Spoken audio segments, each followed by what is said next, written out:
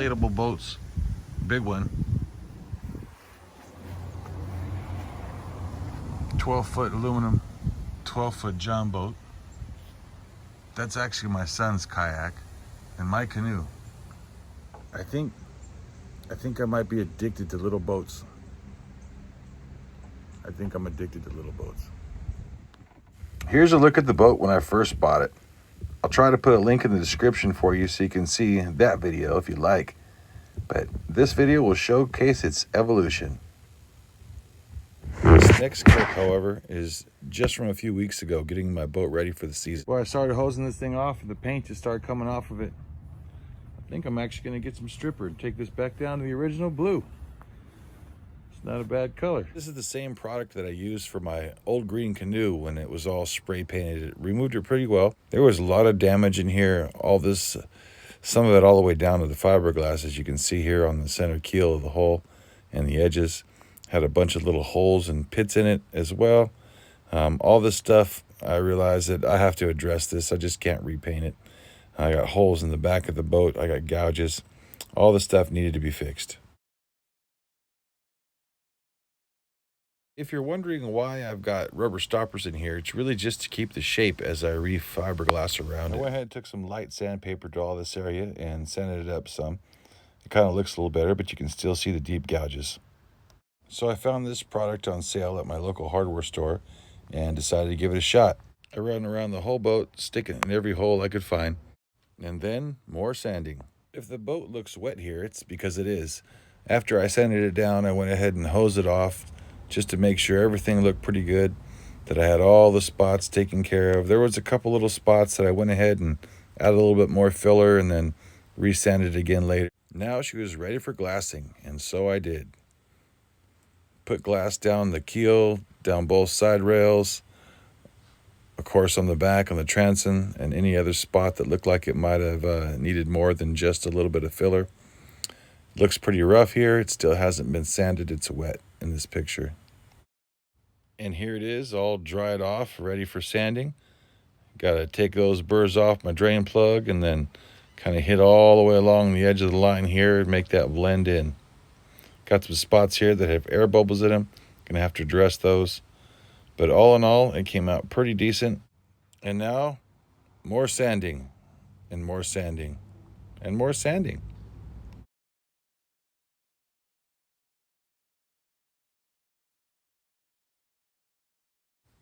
Another wash job, and then a wipe down with some mineral spirits, and she was all ready for primer. Sorry, I kind of jumped ahead of myself.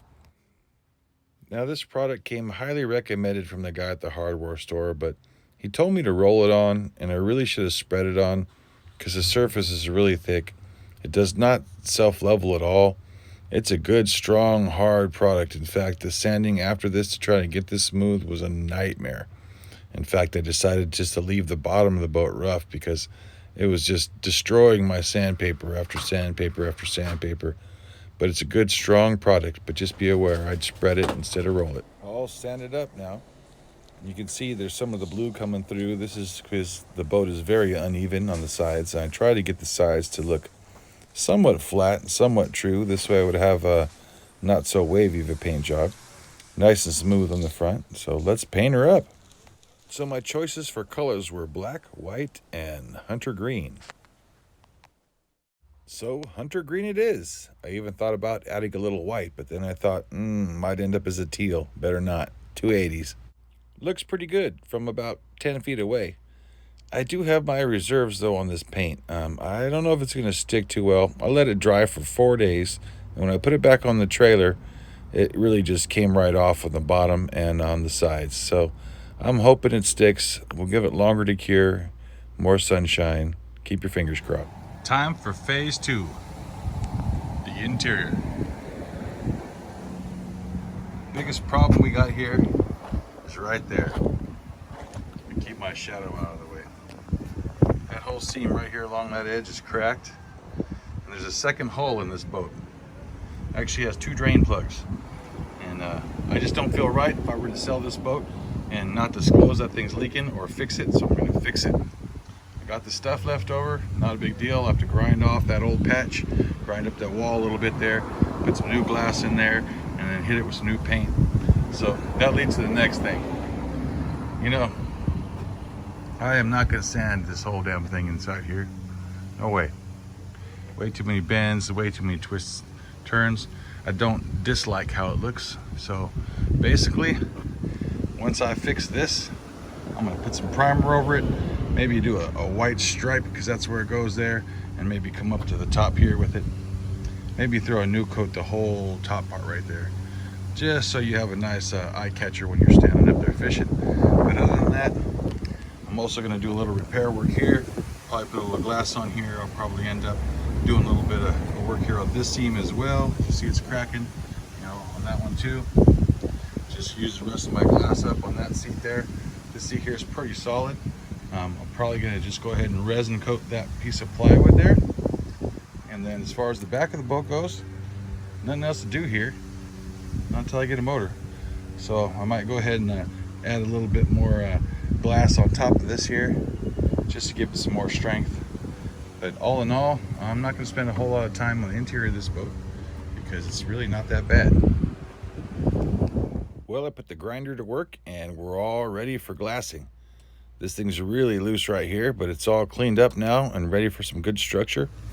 I'm gonna do the same thing here on these benches on both sides.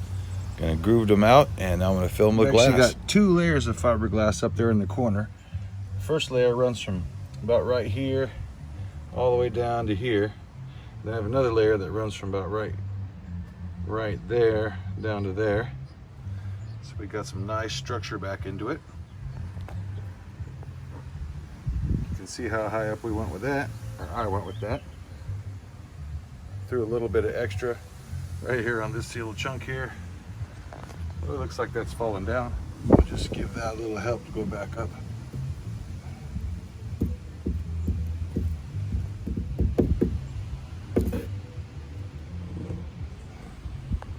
That's just to stop that wood from rotting any farther.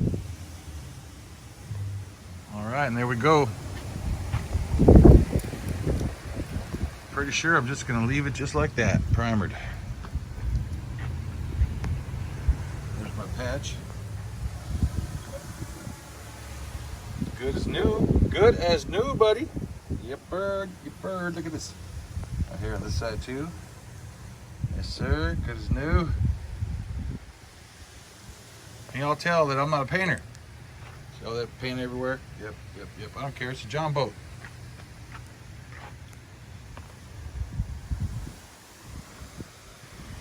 We ran out of paint, so that's why it's over. I couldn't take it no more. Had a can of white Flex Seal. Sprayed it with that. Also did the front one. Figured why not? It's white.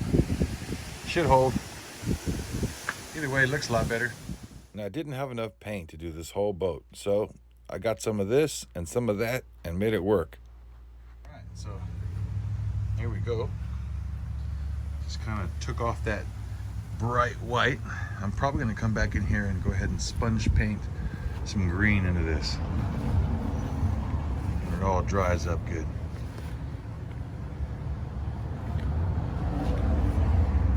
Hopefully that stuff won't come off. It shouldn't. It's bed liner. Kind of like the way it looks. She is all done. Went ahead and splatter painted the green on the bottom with that black. Went ahead and painted the rest of the sides here, then kind of blended it in, so I still had some the break up there with the white and the original camo. I don't know, for a cheap old Jon Boat, not too bad.